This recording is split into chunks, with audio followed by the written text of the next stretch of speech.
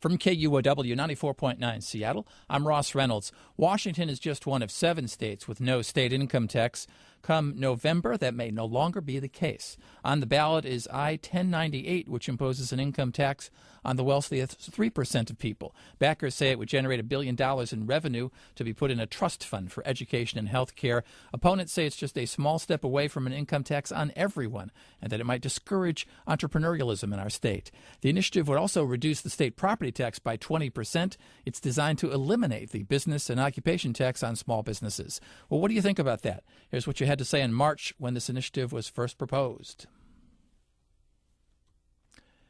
We'll see if we can get that for you later. Joining us to discuss Initiative 1098, the high earner income tax proposal, John Burbank, Executive Director of the Economic Opportunity Institute, an economic policy think tank here in Seattle. John is in favor of this high earner income tax. Speaking against the measure is Matt McIlwain, Managing Director of the Madrona Venture Group.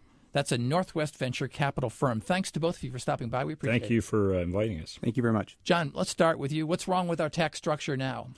Well, it's an upside-down tax system where middle-class families pay over 10% of their pre-tax income in state and local taxes, and the top 1% pay 2.5%. And the wealthy are prospering.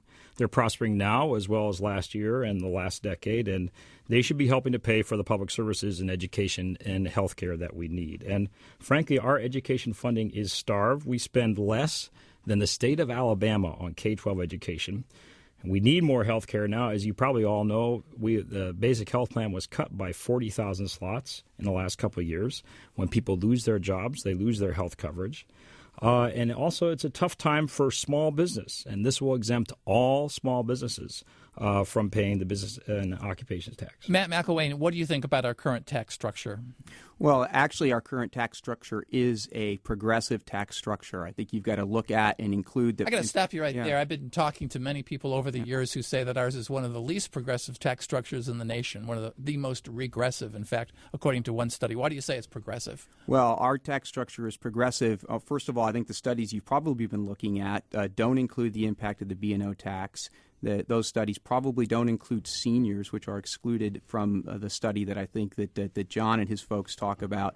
And most importantly, they don't include direct benefits to folks that are eligible for those benefits, specifically food stamps and welfare. And when you factor those all in, we have a progressive tax structure.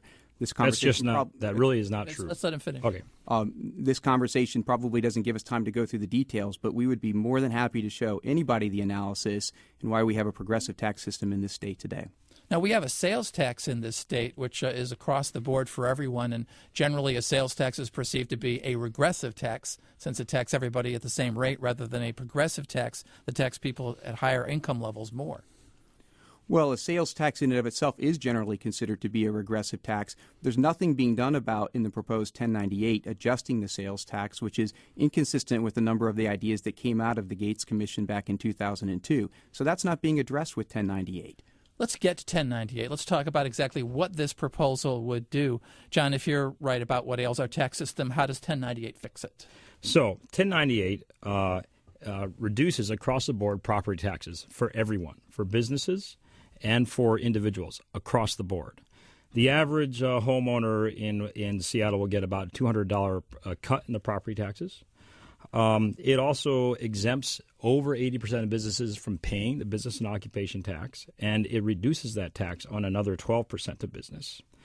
And it has a tax on the top 3% of people making over, families making over $400,000 in income. How do you know that the income from those high earners is going to be enough to offset the property taxes and the B&O tax? And your material says bring in an additional $1 billion to the state. Yeah. How do you know it's going to do that? That's data that's derived from state projections and from government projections. It's pretty accurate, and it will bring in, as you said, it will bring in $1 billion of new net revenue.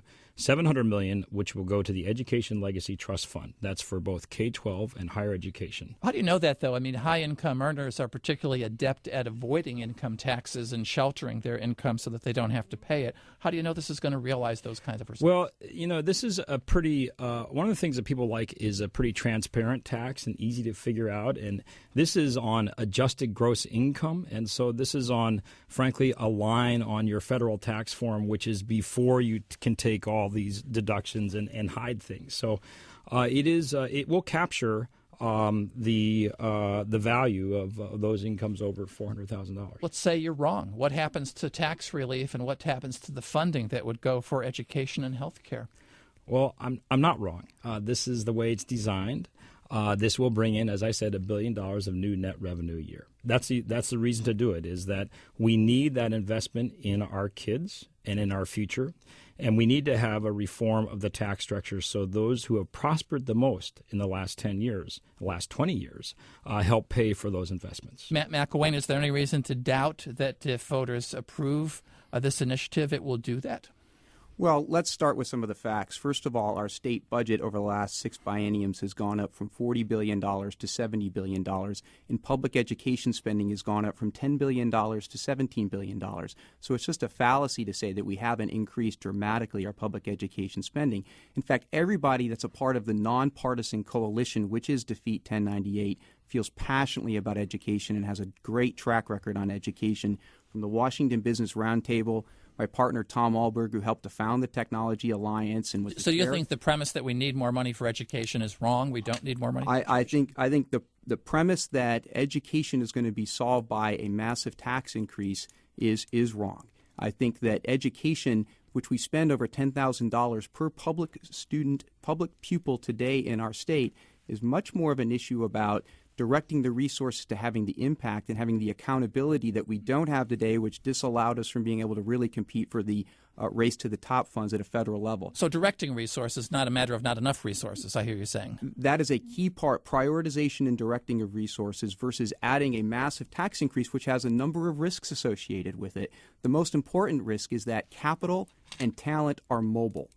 And it's while it's a small number of the businesses and people that would be directly impacted by this tax, those are the people that employ 60 to 70% of the folks that work in this state today. Let's talk about that, because that's an important issue that we're going to be hearing a lot more in the coming months. Capital and people are mobile, suggesting that capital and people would move out of the state if there was an income tax. But I got to ask you, entrepreneurs are very active in Silicon Valley in California. They're very active in New York City. Both of those places have pretty high income taxes. Well, it would be great if we had Silicon Valley, but we don't. And I don't think that California is the model of a state that we're trying to model the state of Washington after. I think the other thing we got to keep in mind is that we are the only state still with the B&O tax. And I can agree with you that there are things about the B&O tax that we might like to change, but other states that have an income tax don't have a B&O tax. Other states that have a sales tax, and by the way, ours is one of the top 5 sales taxes in the country, don't apply that sales tax fully to things like the purchasing of cars, which effectively makes it a luxury tax on cars. So there are issues around tax reform that the proponents of defeating 1098 agree with, but in terms of the notion that just because we don't have an income tax, we don't have significant taxes in this state is a fallacy. Well, everybody will agree we don't want to be like California. But yeah. I've got to ask the question again. We see places with a lot of entrepreneurial energy and pretty high income taxes. So why do you say that an income tax is going to depress that? Well, first of all, because when you look at all the taxes in total, that's just why I brought up the B&O point, that our state has a significant tax burden. It already applies on people. Secondly, there are 2 significant risks with this new tax. One is the question of its state constitutionality, and secondly, and more importantly, is the question of whether or not the IRS, which we have no control over here as Washington State, it's actually structured as an excise tax, and it would not be deductible at a federal level. So we would have the least competitive tax system in America by being the only state that doesn't allow for what would be effectively an excise tax to be deducted.